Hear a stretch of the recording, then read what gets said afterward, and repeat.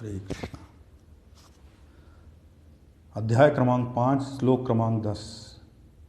आज हम इसे लेते हैं। ब्राह्मण्याधाय कर्माणि संगम त्यक्त्वा करोति यः लिप्यते न स पापेन पद्मपत्रमिवाभ्यसा। जो पुरुष सब कर्मों को परमात्मा में अर्पण करके और आसक्ति को त्याग कर कर्म करता है, वह पुरुष जल से कमल के पत्ते की भांति पाप से लिप्त नहीं होता। अर्थात आपके कर्म जब आसक्ति को त्याग कर होते हैं तब आप उनसे प्रभावित नहीं होते, कमल के पत्ते की भांति पाप से लिप्त नहीं होते। तो यहाँ जो महत्वपूर्ण है कि एक तो आसक्ति और दूसरी पाप। क्योंकि आप जीवन में दुखी क्यों होते हो? दुखी इसलिए नहीं होते कि आप क्या कर रहे हो, दुखी इसलिए होते हो कि आप जो भी करते हो उससे बंध जाते हो, आसक्ति हो जाती है आपको। आपने कोई कर्म किया, कर्म करने के उपरांत आप उससे आसक्त हो जाते हो, आसक्त हो जाते हो तो वही कर्म फिर दोबारा करते हो और उससे निरंतर कष्ट भोगते हो। तो यदि आपके कर्म इस तरह के हो जाएं कि आप परमात्मा को समर्पित करके कर रहे हो, आसक्ति को त्याग कर, पजेसिवनेस को त्याग कर, तब आप ऐसी स्थिति में रहते हो कि आप, जैसे कि भगवान ने उदाहरण क्या दिया है, जल में कमल का पत्ता। मतलब कमल के पत्ते का ये गुण होता है कि वह जल में रहता है लेकिन भीगता नहीं है। ये उदाहरण इसमें दिया गया है। आपके साथ क्या, ये इसको आप अपने आप से तुलना करो तो इसमें भगवान ने क्या समझाने की कोशिश की है कि जिस तरह एक कमल का पत्ता होता है वह पानी में रहता है लेकिन भीगता नहीं है, उसका ये प्रॉपर्टी होती, गुण होता है। तो यदि ये प्रॉपर्टी आप में आ जाए कि आप संसार में रहो लेकिन उससे भीगो नहीं, मतलब उससे प्रभावित ना हो। अब जैसे आप संसार में हो और उससे प्रभावित हो गए तो संसार आपको दुख देने लगता है। यदि आप प्रभावित ना हो तो वही संसार आपको दुख नहीं देगा। आप एक तरह की एक्टिंग करते रहोगे। जो एक्टर होता है उसको एक्टिंग दुख थोड़ी देती है, उसके लिए एक्टिंग तो एक्टिंग है कि कोई आपको एक रोल दे दिया गया, आपने उस रोल को प्ले किया, उसके बाद फिर दूसरी शूटिंग चालू हो गई, फिर एक रोल आया, फिर आपने उसको प्ले कर दिया और फिर उसके बाद शाम को फिर एक रोल आया, फिर घर आ गए, फिर एक रोल आया। वो क्या है कि उस एक्टिंग में लिप्त नहीं है, उस कैरेक्टर में वो लिप्त नहीं है, इसलिए वो सुखी होकर जी रहा है। वो ऐसा नहीं है कि वो दिन भर, मान लीजिए कि उसने सुबह के समय एक भिखारी की एक्टिंग की तो वो दिन भर भिखारी के भाव में रहेगा, या सुबह के समय उसने एक बहुत बड़े बिजनेसमैन की एक्टिंग की तो दिन भर वो बिजनेसमैन जैसा फील करेगा।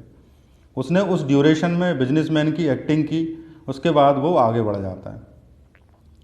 लेकिन हमारे साथ क्या होता है कि हम जो भी करते हैं उसमें परमानेंटली इन्वॉल्व हो जाते हैं। हमें लगता है कि यही हम हैं और यहीं से दुख की जड़ प्रारंभ होती है। आप फिर उसी में लगे रहते हो और आप दुखी ही रहते हो, आप उससे हट नहीं पाते। तो यहाँ भगवान ने ये नहीं कहा है कि आप कर्म मत करो, लेकिन कर्म के पीछे जो आसक्ति है, जो बंधन है, जो आपको दुखी करता है क्योंकि आप उसमें लिप्त हो जाते हो, आप उसमें इन्वॉल्व हो जाते हो, यहाँ उससे बचने की सलाह दी गई है। और यदि आप उससे बच जाते हो तो आपकी स्थिति वैसी ही होती है जैसे कमल के पत्ते के समान। यहाँ ये बिल्कुल नहीं समझाया गया है कि आपने उस कर्म को छोड़ दिया है। आपका जो भी रोल है, जहाँ भी आप हो, जो भी आपको रोल प्ले करना है, यदि वह रोल आप इस ढंग से प्ले करो कि आपको उसकी हानि और लाभ से मतलब ना हो, तब आप ऐसी स्थिति में आ सकते हो कि जिस स्थिति में रहते हुए भी आप दुखी नहीं होगे। आपको कोई कर्म करना है, आपने उठे, आपने वो कर्म कर दिया, फिर आप दूसरे कर्म की ओर स्विच हो गए। अब यदि दूसरे कर्म को करते हुए यदि आप पहले कर्म के बारे में नहीं सोचते हो तो इसका मतलब है आप पहले कर्म में लिप्त नहीं हो। जब आप पहला कर्म कर रहे थे तो दूसरा मत सोचो। एट द टाइम आप जितना प्रेजेंट में रहोगे, जिस कर्म से को आप कर रहे हो, आप उसमें जितने अधिक प्रेजेंट रहोगे, वर्तमान में रहोगे, एक तो वो कर्म बेहतर हो जाएगा, कर्म की कुशलता आ जाएगी, और दूसरी चीज़ आपको उससे इन्वॉल्वमेंट यदि आपकी कम होगी तो वो आपके लिए दुख प्रदान नहीं करेगा। अगले ही पल आपको दूसरा काम होता है, आप दूसरे काम की ओर स्विच कर जाते हो। तो इस तरह से जो व्यक्ति कर्म करता है वह व्यक्ति भगवान के हिसाब से पाप से लिप्त नहीं होता। अब ये पाप समझो, पाप क्या है? पाप का मतलब जैसा आप सोचते हो बुरे कर्म से मतलब नहीं है। पाप का अर्थ है आपके भाव से, आपके अंदर जो, जैसे आपने कोई ऐसा काम किया जो आपको दृष्टि से ठीक नहीं है, अब आपने उस काम को कर लिया, उसको करने के बाद आपके अंदर गिल्ट आ गई, उससे रिलेटेड बंधन बन गए कि भाई मैं तो बुरा आदमी हूँ, या मैं ऐसा कर सकता हूँ, या मेरी ये टेंडेंसी है।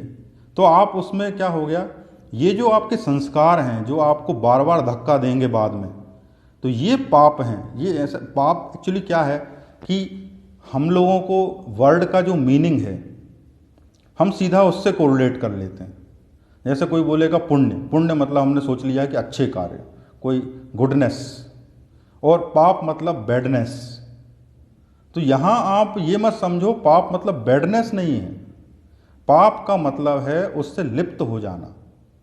गुड और बैड से मतलब नहीं है। आप क्या होता है शाब्दिक अर्थ के पीछे ही पड़े रहते हो, गुड और बैड में डिसाइड कर लेते हो। कोई दुनिया की कोई ऐसा कार्य भी हो सकता है जो एक व्यक्ति के लिए पुण्य हो, लेकिन वही कार्य दूसरे के लिए पाप हो सकता है। जैसे एक व्यक्ति मान लीजिए कि उसका कारोबार है बूचर का, या मान लीजिए वो शिकार करके पक्षियों को बेचता है। तो एक व्यक्ति जो उसका वो धर्म है, उसको बचपन से बेरोजगार मिला है, उसके लिए वो पाप कैसे हो सकता है? उसके लिए तो वो कर्म है। उसके पिताजी बाप दादे भी यही करते आए हैं, वो वही कर्म कर रहा है। अब उसके अंदर वो करते समय भाव नहीं है कि वो पाप कर रहा है। वो तो कोई गुरुजी आ जाएंगे, वो सिखाएंगे कि तुम तो पापी हो, तुम ये मछली पकड़ रहे हो, इनको मार रहे हो, ये हिंसा है, और वो आपको मिसगाइड करेंगे। तो आपके अंदर गिल्ट पैदा होगी कि अरे हाँ ये तो पाप है। वो उस व्यक्ति के लिए पाप नहीं था, वो उस व्यक्ति के लिए तो उसका कर्म था। अब एट द सेम टाइम एक दूसरा आदमी है, वो सेम काम करता है। अब उसको क्या है, सुबह से इच्छा होती है कि आज मछली खाना है। उसके घर में, उसकी संस्कृति में, उसके परिवार में ऐसी स्थिति नहीं है कि मछली को मार के खाओ। अब उसके घर में सबने मना कर रखा है कि ऐसा मत करना। अब वो व्यक्ति जाता है और उसने मछली पकड़ी, उसको तड़पता हुआ देखता है, फिर मार के खा जाता है। तो अब ये जो दूसरा व्यक्ति है, इसके अंदर वो भाव रहेगा कि ये पाप है, क्योंकि ये संस्कार के उसके विरुद्ध है। तो जो पुण्य और पाप हैं, ये कोई वर्ड नहीं है कि इनको डिसाइड कर सको कि ये पुण्य है, ये पाप है। ये हर कंडीशन में बदल जाता है। इसलिए इसके शाब्दिक अर्थ पे आप मत जाओ। आप ये सोचो कि ये आपका कर्म है। वर्तमान में रह के पूरी तरह से शांत भाव से आपने अपना कर्म कर दिया, फिर उस कर्म के बाद अगले कर्म की ओर मुड़ गए। अब समस्या कहाँ है? समस्या कहाँ है? सब तो यही चाहते हैं, लेकिन हर कर्म को करते समय वो इन्वॉल्व हो जाते हैं, और वो इन्वॉल्वमेंट इतनी गहरी हो जाती है कि वो उसका पीछा नहीं छोड़ती। तो अब इसका समाधान क्या है?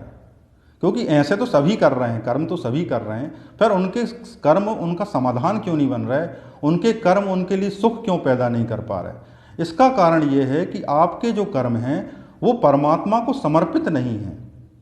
परमात्मा को समर्पित होने से ये बिल्कुल मतलब नहीं है मेरा कि कोई एक पर्टिकुलर काम परमात्मा को समर्पित है, कि गरीबों को भोजन कराना परमात्मा को समर्पित है। ये भी आप कन्फ्यूज़न निकाल दीजिए। यहाँ ऐसा बिल्कुल भी नहीं है। आपके अपने कर्म परमात्मा को कितने समर्पित हैं? आपका वही ऑफिस, वही घर, वही बीवी, वही बच्चे, यदि मानसिक स्तर पे आप इसलिए उनके साथ हो कि परमात्मा ने आपको ये रोल दिया है, इसलिए आप इस रोल का पालन कर रहे हो, आपको इससे कोई मतलब नहीं है कि ये मंदिर की सेवा है, कि पत्नी की सेवा है, कि अपने बॉस की सेवा है। ये रोल दिया गया है, आप इस रोल को पूरी तरह तन्मयता से बिना किसी आसक्ति के प्ले कर रहे हो। बस आप ये मत सोचो कि आपको सिखाया गया है कि ये काम बड़ा श्रेष्ठ है, दानशीलता श्रेष्ठ है, ये श्रेष्ठ। इसी में तो कॉन्फ्लिक्ट पैदा होता है, और इसी कॉन्फ्लिक्ट में पूरी दुनिया बीमार है। यदि आप ये कॉन्सेप्ट हटा के अपने ही जीवन के कर्मों को अनिर्लिप्त भाव से करना शुरू कर दो। परमात्मा का दिया कर्म है और आप परमात्मा के दिए कर्म को पूर्ण आनंद के भाव से कर रहे हो, तो आपके अंदर कोई कॉन्फ्लिक्ट नहीं होगा।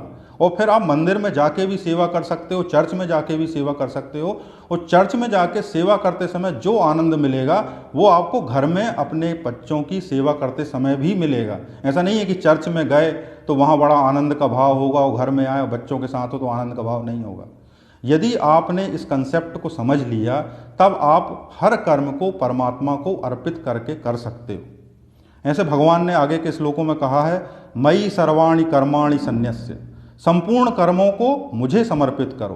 तात्पर्य यह है कि जो व्यक्ति या पुरुष शरीर एवं इंद्रियों को अपना स्वरूप समझकर कर्म करता है, किंतु यदि व्यक्ति यह समझकर कर्म करता है कि यह तो भगवान की संपत्ति है और भगवान का दिया कर्म है और वह भगवान की ही सेवा कर रहा है अपने कर्मों के द्वारा, तो आपके कर्मों में जो कॉन्फ्लिक्ट आता है, जो रोग आता है, वह रोग नहीं आएगा।